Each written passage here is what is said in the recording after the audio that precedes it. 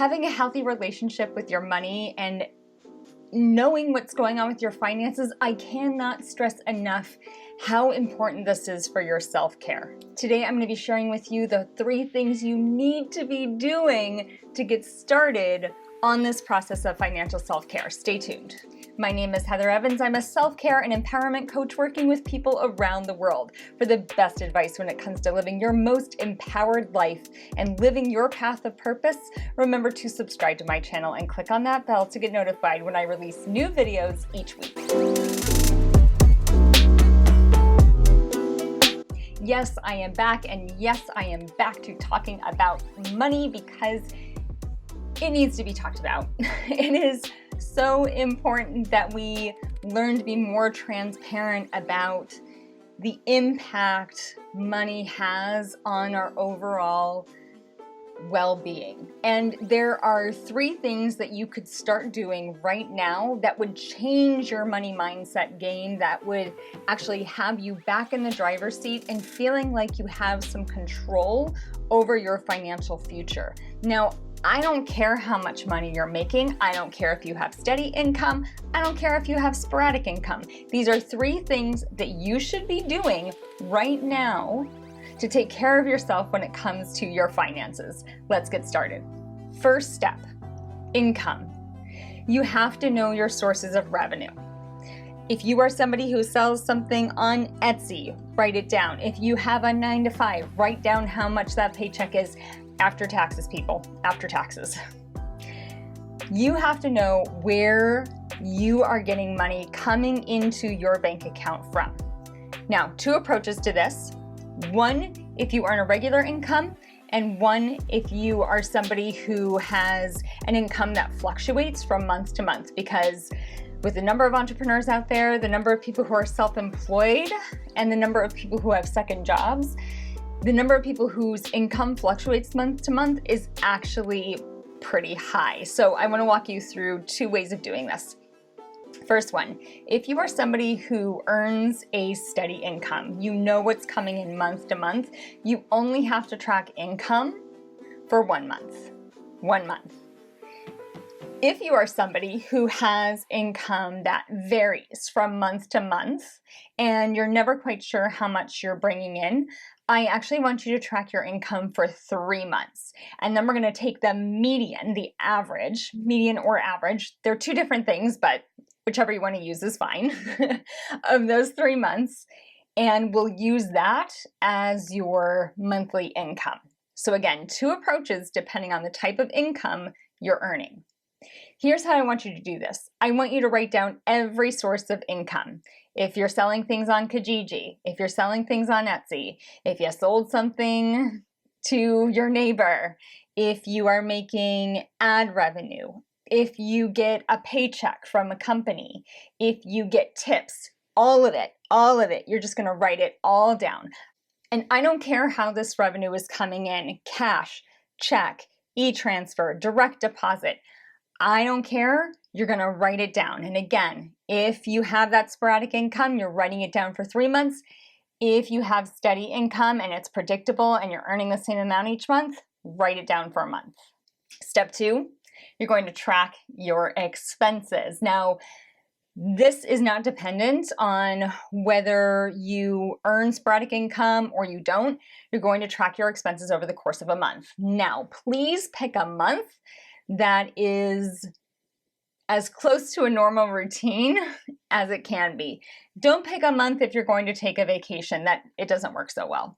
And I'm going to show you a breakdown of what your expenses might look like. You're going to track everything from what you've spent in restaurants. That includes takeout, dine-in, that includes delivery.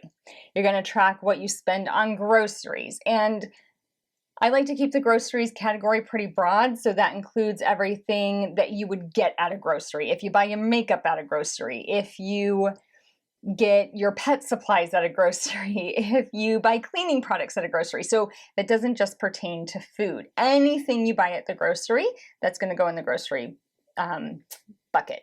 Transportation costs, that would include gas, it would include subway tickets, it would include taxi, anything like that.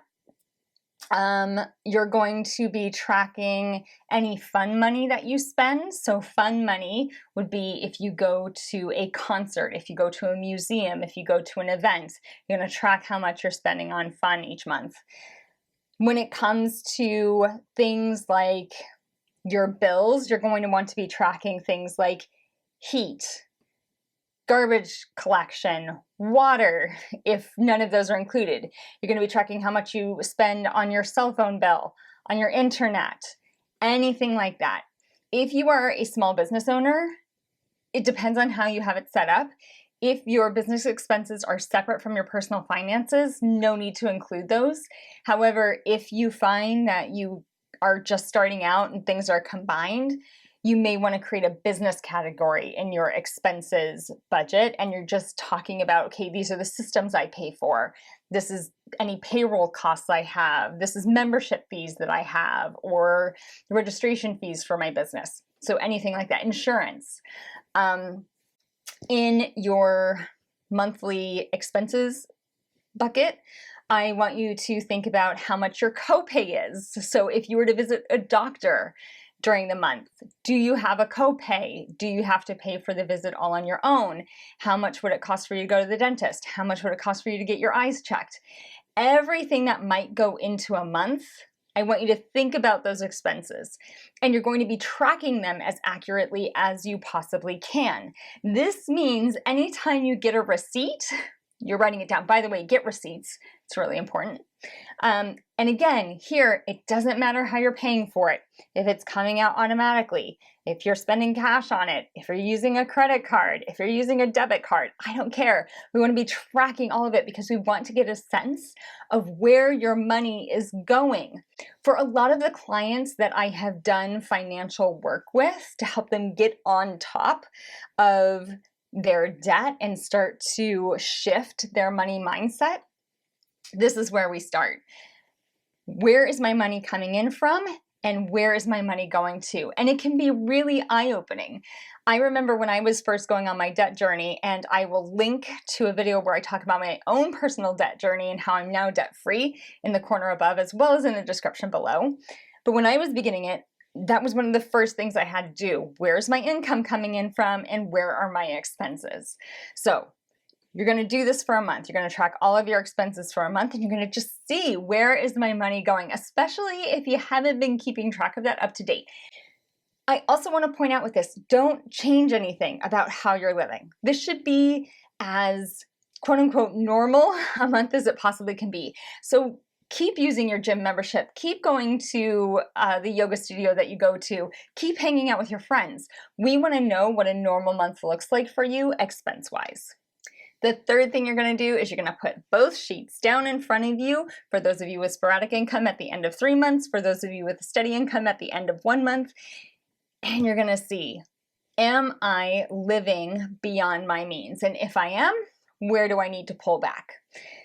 I recently went through this process with a client of mine, and this is a client who earns, I'll just say, a lot of money each year.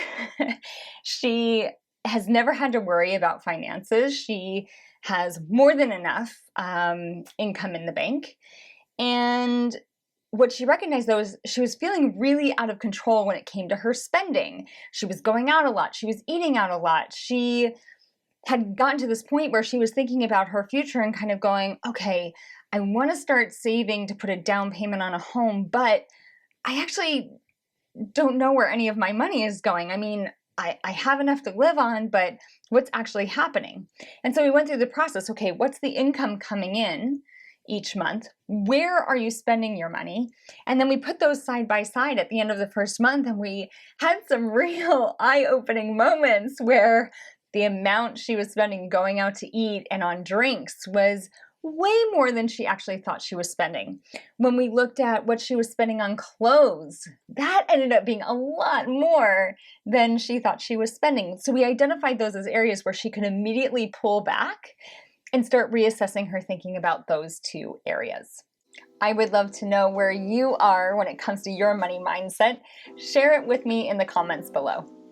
I'd like to invite you to join us for the Inner Fire membership program, where we are talking about things like money mindset and shifting our thoughts around finances to what it means to look at our habits, patterns, and rituals. And I just did a little video about that. I'll include a link to that in the corner above, as well as in the description below. If you would like to find out more about how you can become a member of the Inner Fire membership program, I'll include a link for you to check out information and to register in the description below. Let me know if you found this video helpful by commenting below. Remember to like it, subscribe to my channel, and click on that bell to get notified when I release new videos every week. Stay ignited out there and start tracking your finances. I'll see you soon. Bye.